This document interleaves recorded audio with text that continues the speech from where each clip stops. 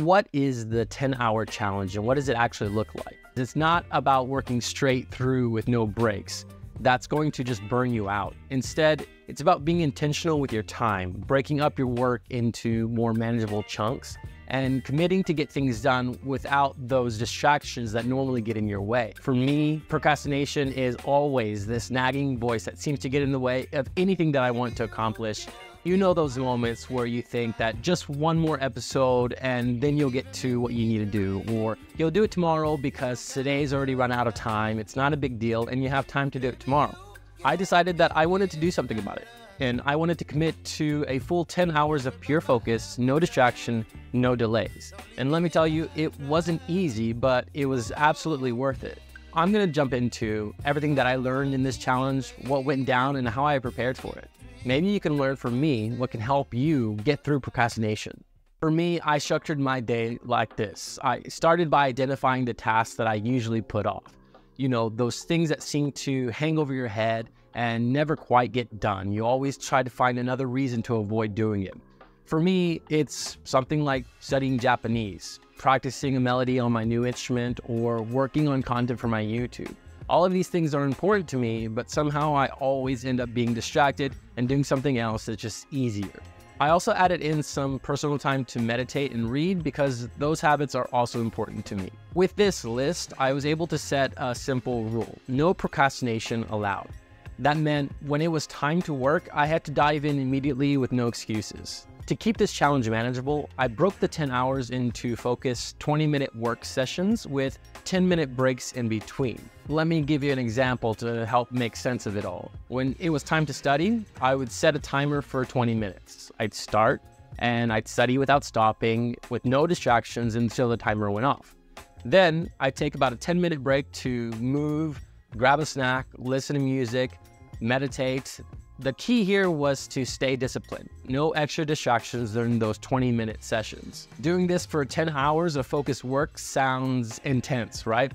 But it's not really about cramming everything into a marathon session. I really paced myself with these 20-minute work periods throughout my day, ensuring that I was able to move forward without feeling overwhelmed.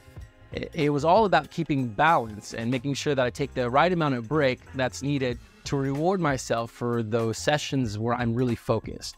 Here's some steps that I took to help me be successful for this challenge. Step 1 is I identified the most important task, or MITs. I started the day by listing 3 important tasks I needed to complete: studying Japanese, practicing melodies on my instrument because I want to get better at performing, and also content for my YouTube. These 3 things are essential things that I want to get accomplished in my day. Step 2 is to start early and stay consistent. As soon as I start my day, finish my morning routine, I jump right into my first task without any kind of delay. My morning routine is like meditating, reading, getting some coffee, and then I hit my first MIT on my list and I begin my 20-minute work session. It was all about setting the tone for the day before I get started on my tasks, and then building that momentum early while I have that energy and I'm excited about doing it. Step 3 is to keep working in these 20-minute focus sessions. Throughout the day, I alternated between these focus work periods and a 10-minute break. Sometimes I would extend the work session from 20 minutes to 40 minutes. It's all about balance and keeping my energy levels up to help me stay focused and on track. Knowing that there was a break around the corner helped me avoid distracting myself during the work sessions because I knew I had a moment to be able to let all of that energy out and let all of those curious thoughts that could be distractions have their moment separate from the work session. Step 4, I use breaks wisely. During those 10-minute breaks, I allowed myself to move, browse social media, or just relax. But when the break was over, I had to get back to work without any exceptions. This structure really helped me stay disciplined without feeling drained. Step 5 was to have small penalties for any kind of slip-ups that I would have, because I'm not perfect, and I knew there might be moments where I'd slip up, I'd be distracted, I'd want to get off task, so I set up a small penalty for myself. For example, no wine or no dessert at the end of the day if I gave into a procrastination. It's a little thing that I can do without, but it kept me accountable and motivated to stick to the plan. Honestly, it was extremely challenging, but in the best possible ways. Those 10 hours were some of the most productive time that I've had to do things in a long time. The structure forced me to really commit myself to these things that I wanted to develop and grow and get done, and confront my procrastination head on. I had to pivot many times with what I was learning, understand my energy levels, understand the duration of my focus. I felt a huge sense of accomplishment after doing this, and I felt like I understood myself even more. The thing with staying dedicated to completing tasks is that each person is different, and we often don't develop the skills to progress with discipline because we haven't found what works for us. You might have a different pace or method than I do, but that doesn't make either of us more productive in the end. The valuable takeaway is to try these kinds of anti-procrastination challenges and see what works for you.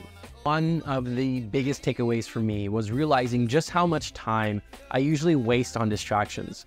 By committing to this challenge, I was able to reclaim a lot of that time and put it towards the things that actually matter to me.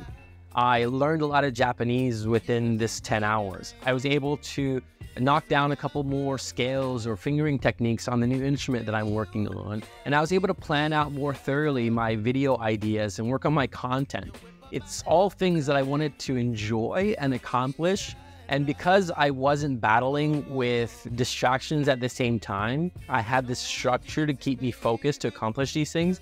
I ended up enjoying doing these things quite a bit more than I normally do. And that's something that I'm definitely going to carry forward beyond just this one day. That's my experience with the 10-hour anti-procrastination challenge. If you're someone who struggles with procrastination, or even if you just want to boost your productivity, I highly recommend giving this a try. Start with a few hours if 10 feels like too much for you, and just see how it goes. It's simple enough as just making a list of what you want to accomplish, setting out these work sessions, these break sessions, and then finding the right balance in a day to get them done. I promise you that when you try this, you're going to learn something about yourself. You're going to feel more accomplished, and you're going to feel better about what you're able to do. If you're thinking about trying this challenge, then like this video, subscribe. That way this video can get out to a lot of other people, and you can hear future videos of my experiences and what I learned from trying to be more productive in my day, trying to work through all these types of challenges. And on top of that, I have plenty of videos on my channel, such as this one, that you can watch next.